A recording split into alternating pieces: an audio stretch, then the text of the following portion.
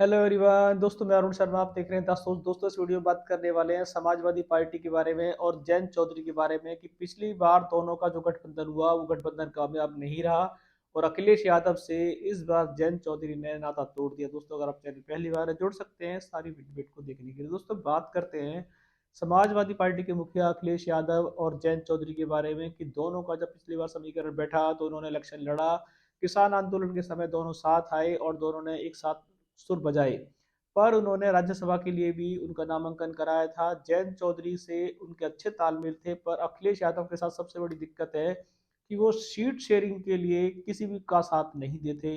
कांग्रेस के साथ भी उनका आज तक ये मसला सुलझा नहीं, मायावती के साथ भी सुलझा नहीं।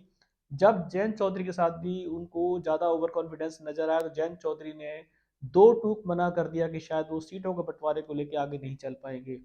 इस टाइम जब जयंत चौधरी की नाराजगी जाहिर होने लगी तो बीजेपी ने उनके सामने पत्ता फेंक दिया और उनको अच्छे अच्छे पदों को ऑफर दे दिया। यहाँ तक कि यूपी में वैसे तो किसी प्रकार की बीजेपी को दिक्कत नहीं थी, पर जाटों का एक अपना अलग लोकपण है और जाटों के वोट बैंक को साधने के लिए जयंत चौधरी से नेता उनके पास अच्छा नहीं था।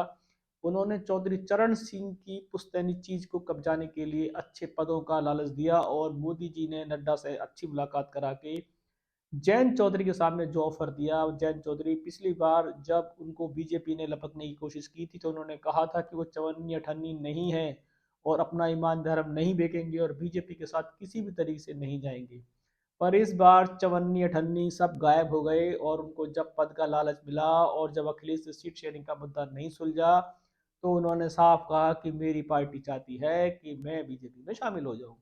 अब ये जयंत चौधरी ने दो टूक बीजेपी के साथ जाने का ऐलान कर दिया और देखा जाए तो अखिलेश जिस सीट शेयरिंग को लेके अपने आप को तोप समझ रहे थे वो सारी तोप उनकी फुस हो गई। अब जयंत चौधरी के साथ तो बीजेपी ने गठबंधन कर लिया। बीजेपी का इस बार यूपी में जो अभियान चल रहा है उसमें कांग्रेस तो ऑलरेडी सरेंडर हो चुकी है। उनके पास कोई दिग्गज नेता नहीं बचा कि जो उनको चुनाव की नैया पार लगाए। अखिलेश यादव के साथ उनके गठबंधन थे जो पूरे नहीं हुए। इस बार कांग्रेस और मायावती सब अलग अलग लड़ेंगे, इसका बीजेपी को भरपूर फायदा मिलने वाला है। और जयंत चौधरी का जो साथ अखिलेश यादव को मिलने वाला था उसके लिए बीजेपी ने जो पत्ता फेंका बीजेपी कामयाब रही। बीजेपी ने देखा जाए तो इस बार 2024 की इलेक्शन के बिना ही जीत एक तरीके से हासिल कर ली है। अब खाली चुनावी आंकड़ों का और एक फॉर्मेलिटीज रह गई हैं। इससे पहले भी बीजेपी बहुत जगह भी चुनावी जीत को हासिल करने के लिए अपने रण जड़ सबका इस्तेमाल कर चुकी है। जयंत चौधरी का वोट बैंक से बीजेपी को काफी अच्छी बढ़त की जीत मिलेगी और जयंत चौधरी ने इस बार समय रहते पल्ला बदल लिया। उन्होंने साफ समझ में आ चुका था कि इंडिया गठबंधन के सहारे, अखिलेश के सहारे शायद उनकी राजनीति नहीं चमक पाएगी। उनको चमकने का टाइम चाहिए और अखिलेश के मुखिया होते वो शायद उनका बायां हाथ ही बन के रह जाएंगे, फ्रंट बुक पे नहीं आएंगे।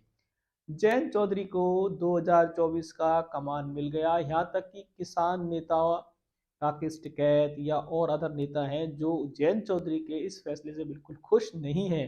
पर जयंत चौधरी ने साफ कह दिया कि वो अपनी इच्छा की और अपनी जन की आवाज को आगे रखेंगे। वो अखिलेश या किसी और चीज को आगे नहीं रखेंगे। उनको उनकी पार्टी ने जो समर्थन दिया है वो उसको बीजेपी को देना चाहते हैं। अखिलेश ने तो सीट शेयरिंग के मुद्दे को लेके 2024 से पहले ही सभी पार्टियों से अपने रिलेशन खराब कर लिए। जयंत चौधरी समझदार निकले, उन्होंने बीजेपी को अपनी सीट शेयरिंग समझा दी गई और अच्छे पर टाइम पर रहते गए।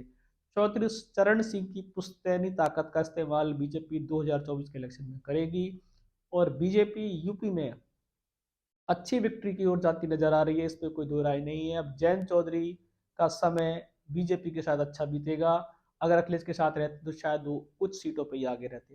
दोस्तों फिलहाल जयंत चौधरी ने समझदारी का इस्तेमाल किया और बीजेपी के साथ सूझबूझ के साथ उन्होंने अपना गठबंधन कर लिया। अखिलेश के साथ उन्होंने नाता तोड़ दिया और इंडिया गठबंधन को भी उन्होंने हमेशा के लिए बाय बाय कह दिया। अब जीतने के बाद जयंत चौधरी किस कगार पे होंगे, बीजेपी उन्हें कहाँ कहाँ बैठाएगी, समय बताएगा। फिलहाल इस रुझान पर नजर अपडेट रखेंगे। अगर कोई नया अपडेट मिलेगा हम आपको समय से पहले बताएंगे। अगर आप चैनल पहली बार जुड़ सकते हैं ताकि आगामी सभी डिबेट आपको टाइम पे मिलेंगे। दोस्तों मैं अरुण शर्मा मिलूंगा नई सोच के साथ, तब तक अपना ध्यान रखें। नमस्कार।